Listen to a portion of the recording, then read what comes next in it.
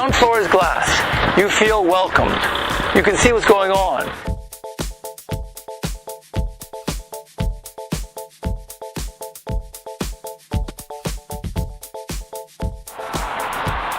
Я себе відчуваю філософом.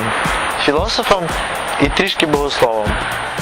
Ми вже не є монахами, які сидять тільки за партами і читають якісь старі манускрипти. Богослови якраз найбільше вчать про всіх людей, які були причетні до створення УКУ, оскільки це є зазвичай особи священичого стану, єпископи. Я рідко якісь викладаю селфі з людьми або з собою. Якби не було слов'я, я би не був такою персоною, як я є. І мій інстаграм не був би таким світоглядним.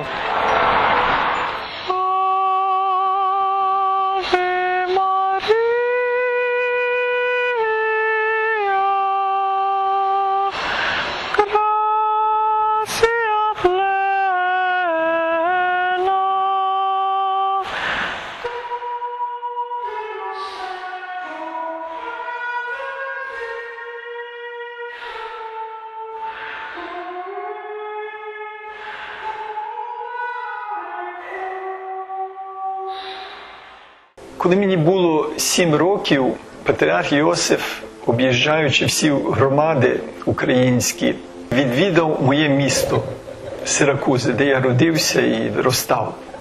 Я був вибраний громадою, оскільки я говорив по-українськи, його привітати на литовищі. І це був мій перший контакт. Подивитися на патріарха Йосифа в той час, в 60-х роках, він могутній був. Він виглядав як людина, яка просто виступила з Біблії. От ти відкриваєш Святе Письмо, а тут виходить біблійний патріарх. І я, американський хлопчина, який колись мріяв грати в баскетбол, НБА,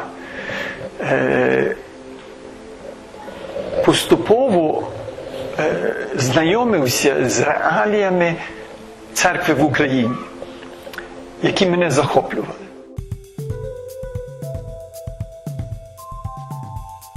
Саме тому, що я був докторантом в Америці, я міг попасти на офіційний науковий обмін між Радянським Союзом і Сполученими Штатами, на який я в 88-му році поїхав.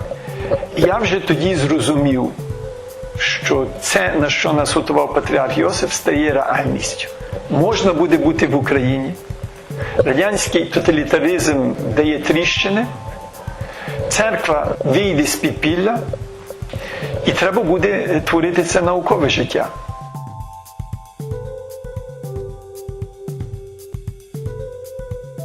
П'ятирічний владика Борис Гузяк, приїхавши до України, започаткувавши проект усної історії збирання інтерв'ю, він також і запропонував для нас новий формат конференції, які полягали насамперед у дискусії. В різних конференціях, видавничих проєктах, в спілкуванні Інституту історії церкви зароджувалися ці стосунки і ці якості, які потім визначали характер і Богословської академії, і УКУ, коли він постав.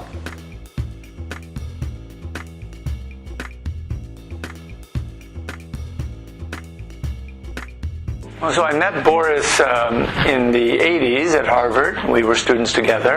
So he's was working on the late medieval, early modern, Byzantine period. I'm a classicist by training. And both of us come from a world where there are just almost no materials, no sources. And you just can't imagine how desperate it means. For example, his entire book on the Union of Brest, if you were to put together all the sources that go into that book, probably they would not be able to fill more than maybe a shelf. The sources themselves are probably actually shorter than the book. Which is to say that when someone like him comes to Ukraine in the 1990s and starts to study churches and realizes that, again, we have a source problem. That during the Soviet Union there just wasn't the proper documentation of the role of the Ukrainian Greek Catholic Church in society, that the first challenge is to collect those sources. Ми почали цю інтенсивну працю збирання свідчень про підпілля. Сьогодні, мені здається, вже більше ніж 2000 інтерв'ю, деякі довгі, деякі короткі, там короткі година, можливо 2, є деякі інтерв'ю по 10 годин і довше. Цей проект триває вже 25 років. Починаються вже тепер наукове опрацювання.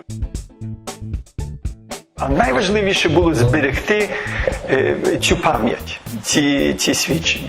Найбільший виклик був, по-моєму, в тому столітті, де був поділений атом, людина стала ногою на місяць, коли винайдений був комп'ютер. Це все великі осягнення, але найбільше осягнення людини було подолати тоталітаризм, який старався людину придавити, зробити з нею біомасу і переформувати. Підпільна церква, Українська греко-католицька церква тоді стала найбільшою нелегальною церквою у світі. Вона була присутня як символ непокори. One of the interesting things about the Institute of Church Histories project has been that its relationship with the people it was interviewing was not just short-term. Я був переконаний, що ми не можемо бути лише холодними, знаєте, істориками, які збирають фактаж і хочемо абстрактні інтерпретації оформлювати. Люди є важливі. І ця увага до середовища підпільної церкви допомагав творити корпоративну культуру стосунків у самому інституті. Маріан, давайте. Взагалі. А ви в Парижі пробували? Так, Париж лише. А дуже високо, правда? Трошки зависоко. Так, якщо я сідав, як сьогодні, це... О! Інститут в перших роках це була як команда десантників. Я би сказав десантниць, бо це був такий трошки жіночий колектив. Ми не мусили багато один одному говорити після року-двох. Люди знали. Ми десь йдемо, ми щось організуємо. Від директора до секретаря ніхто не боїться підкотити рукави. Знаєте, треба в якійсь конференц-залі, ми приходили до чужого університету, в який гостив нашу конференцію, ми приходимо, там крісла неупорядковані, порох, все, всі. Не чекаємо, що хтось зробить нам. Порядки і наука.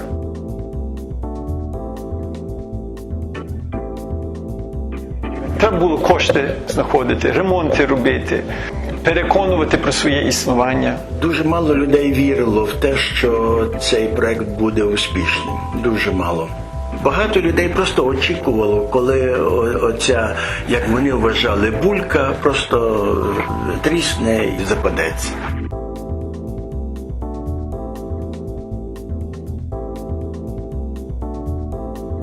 Як можна переконати? Якістю, праці, фактами. Факти є дуже вперті. Якщо їх творити, ну то люди мусять їх брати до уваги.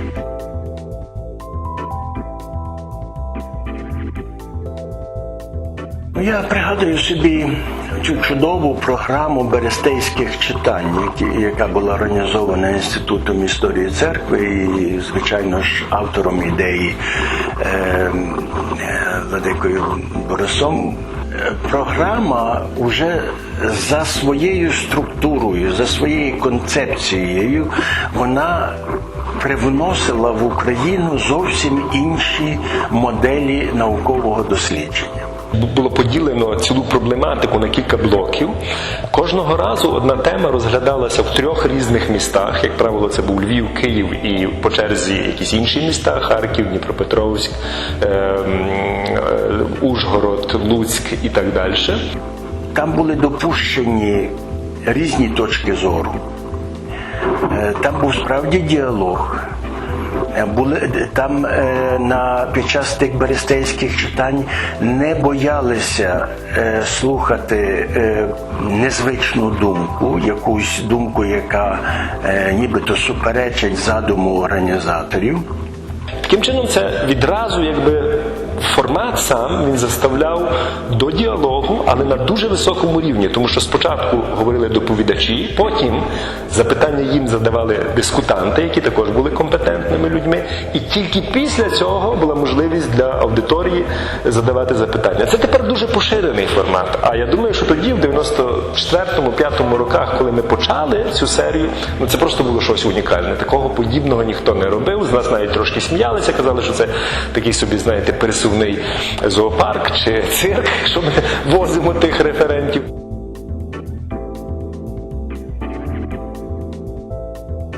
Для мене участь в берестейських читаннях це було ще і оце дуже особисте, гарне знайомство з чудовими людьми. Коли ти мандруєш разом, коли ти в поїзді, знаєте, нарізаєш той хліб і робиш ті бутерброди. Був час, що постало непорозуміння і такі трошки позиції, як в інституті має бути, це не є наскрізь, скажімо, високо морально, а ті, які не тримаються такої, скажімо, високої і чистої позиції, вони не повинні бути в інституті. Я тоді приніс такий великий камінь річковий, просив, щоб мені знайшли десь такий камінь у Львові, їх, може, немає, знаєте, під рукою. І я той камінь приніс і так поставив на стіл і сказав, хто без гріха най вживає цей камінь, щоб кидати один на одного. Ми маємо жити один з одним. Я не є прихильник, знаєте, якихось дуже кардинальних змін. Тобто, як є таке правило, так що коли приходить новий директор, то він відразу звільняє прибиральницю, щоб показати, хто тут шеф. Тому, насправді, найбільшим викликом, я би сказав, це було після владики Бориса шукати кошти. Бо, ви розумієте, людина, яка знаходить десятки мільйонів, і хтось з іншим колом знайомств, з іншим колом, так би мовити, контактів і так далі. Це не було легко робити. Мене рятувало те, що я, і це може було трошечки зміна фокусу, що я розмовляю німецькою, моїх багато контактів в німецькомовному світі, тому я якби доповнював фандрейзинг університету контактами з німецькомовним середовищем. Я думаю, що найбільший здобуток, якщо говорити про 25 років, це те, що інститут виконав свою місію у тій частині, яка полягала у творенні університету. Це був властивий задум заснування інституту, щоб він став базою. Інститут цю роль відіграв. Треба було визначити, яким цей університет має бути. Який університет потрібен для посткомуністичної, постмодерної, багатоконфесійної, поліетнічної України, яка має 200 університетів і інститутів і академій. Місія УКУ бути чинником, бути актором змін, як зараз говорять, привносити зміни в суспільство, яке значною мірою травмоване досвідом життя під тоталітарному режимі.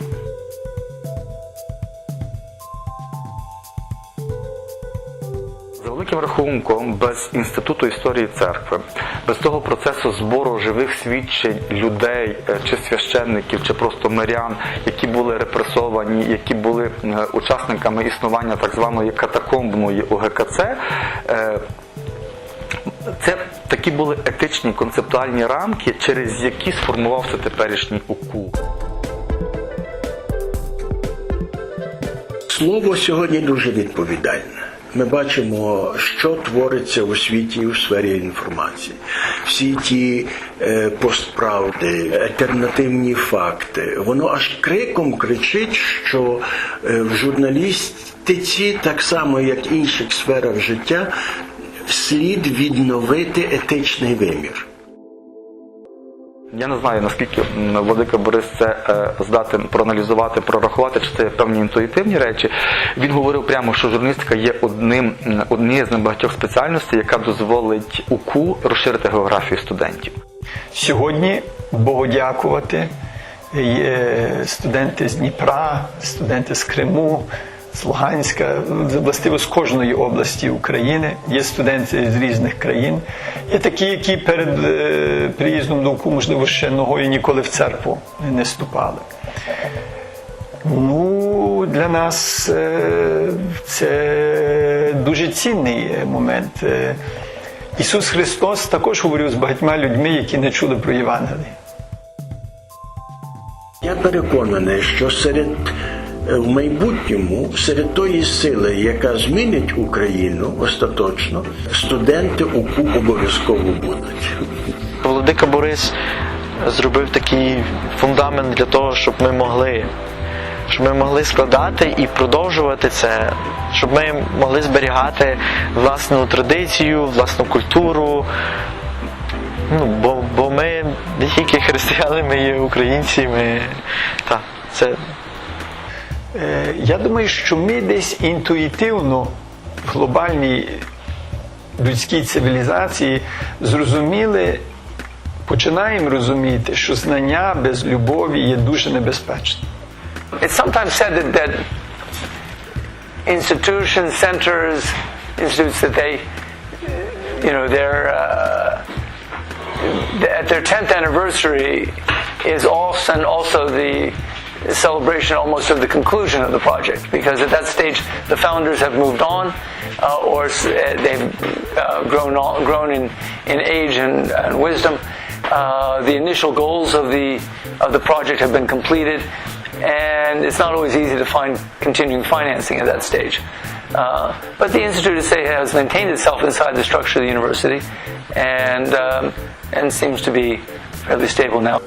Питання відкритим залишається, наскільки інститут реалізовує себе саме як дослідницький осередок з вивчення і популяризації церковної історії. Але це завдання на десятиліття і на сотню людей. Так що я думаю, що в нас ще більше попереду, ніж позаду.